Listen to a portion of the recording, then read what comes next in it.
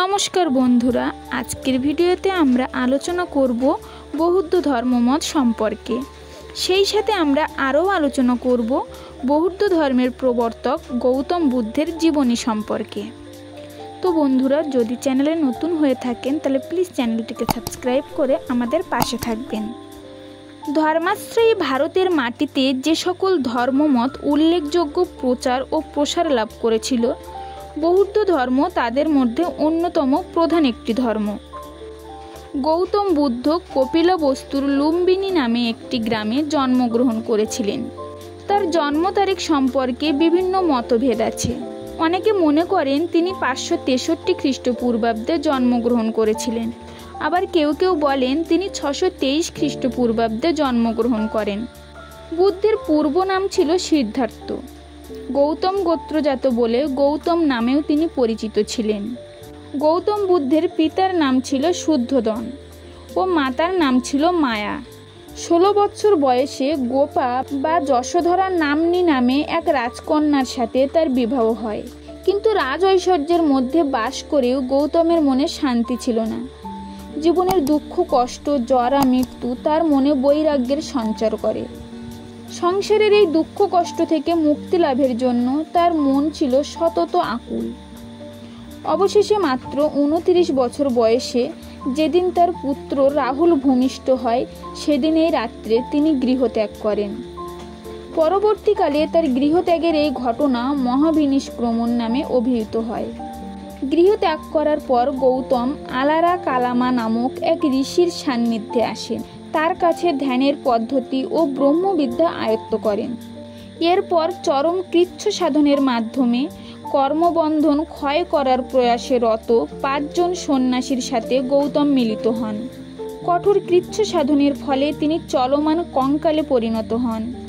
কিন্তু তিনি উপলব্ধি করেন এভাবে পরম সত্য জানা যাবে না। তাই তিনি বোধগয়ায় এক পিপল বৃক্ষের ছায়ায় গভীর ধ্যানে মগ্ন হন। একাসনে যোগাড়ুর অবস্থায় 49 দিন থাকার পর তিনি সত্যকে উপলব্ধি করতে পারেন। দুঃখের গোপন রহস্য তার কাছে পরিষ্কার হয়ে যায়। আবার এই দুঃখ থেকে মুক্তির পথের সন্ধানও তিনি লাভ করেন। এইভাবে পরম জ্ঞান বা বোধ লাভ করার জন্য তিনি বুদ্ধ নামে পরিচিত হন এবং সত্যের পথ আবিষ্কারের জন্য তথাগত নামে পরিচিত হন।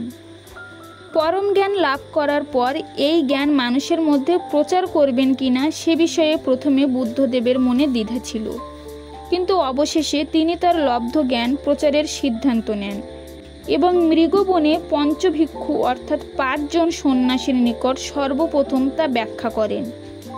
এই ঘটনা ধর্মচক্র প্রবর্তন নামে খ্যাত। এরপর প্রায় 45 বছর ধরে তিনি কাশী, কোশল, মগধ প্রভৃতি স্থানে তার ধর্ম প্রচার করেন। মগধরাজ বিম্বিসার, অজাতশত্রু, কোশলরাজ প্রসেনজিৎ সহ বহু পুরুষ ও নারী তার শিষ্যত্ব গ্রহণ করেন।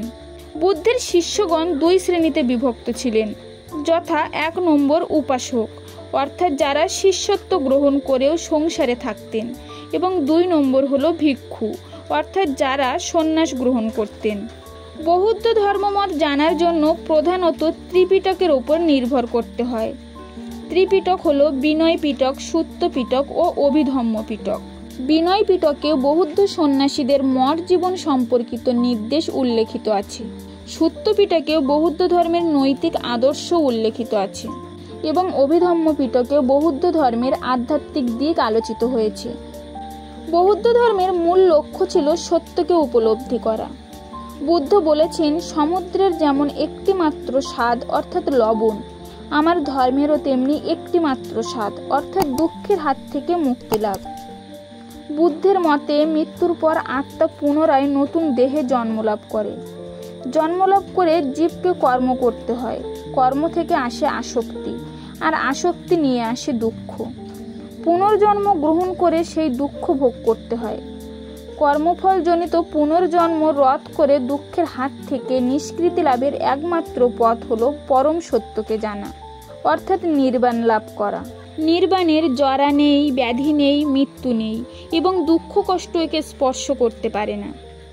বুদ্ধ বলেছেন, মানুষের প্রয়োজন কামনা, বাসনা, আসক্তি ইত্যাদি দূর করা।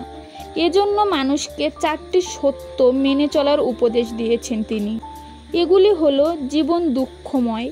কামনা বাসনা আসক্তি থেকেই দুঃখের সৃষ্টি। কামনা বাসনার অবসানে দুঃখের অবসান ঘটে এবং কামনা বাসনার অবসানের জন্য অষ্টাঙ্গিক মার্গ অনুসরণ করা দরকার। এই 4টি সত্য আর্য সত্য নামে অভিহিত হয়। বুদ্ধদেব অষ্টাঙ্গিক মার্গ বলতে 8টি অবশ্য পালনীয় আচরণের কথা বলেছেন, যা করলে মানুষ নির্বাণ লাভ করবে।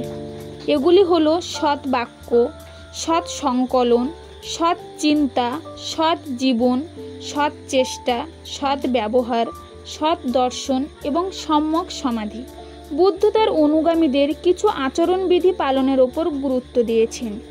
এগুলি হলো চুরি না করা, ব্যভিচারী না হওয়া, অসত্য পরিহার করা, হিংসা না করা ও অন্যায় না করা।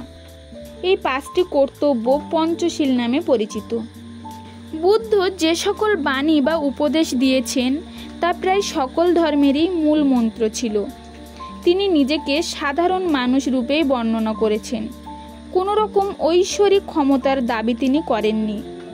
সৎ জীবনযাপন, হিংসা না করা বা সত্য কথা বলার মতো অতি প্রচলিত নৈতিক কর্তব্যগুলি তার কণ্ঠে পুনর্ধ্বনিত হয়েছিল।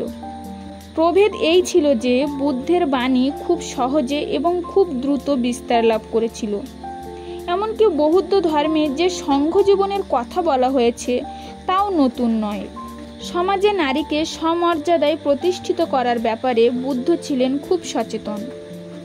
নারী গৃহকোণ ছেড়ে সমাজের কাজে অংশগ্রহণ করবে, পুরুষের সমমর্যাদা লাভ করবে, এই ছিল বুদ্ধের নির্দেশ। এমনকি সমাজের চোখে ঘৃণ্য বারবনিতাদের প্রতিও তিনি ছিলেন সহানুভূতিশীল। এই সব কারণে বুদ্ধের ধর্মমতকে ধর্মীয় বিবর্তন না বলে সামাজিক বিবর্তন বলাই শ্রেষ্ঠ। তো বন্ধুরা, এই ছিল আজকের ভিডিও। যদি ভিডিওটি ভালো লাগে তাহলে প্লিজ ভিডিওটিতে একটা লাইক করে দেবেন। আর বন্ধুরা, আপনারা যারা ভারত ও বিশ্বের ইতিহাস জানার জন্য আগ্রহী তারা প্লিজ আমাদের চ্যানেলটিকে সাবস্ক্রাইব করে আমাদের পাশে থাকবেন।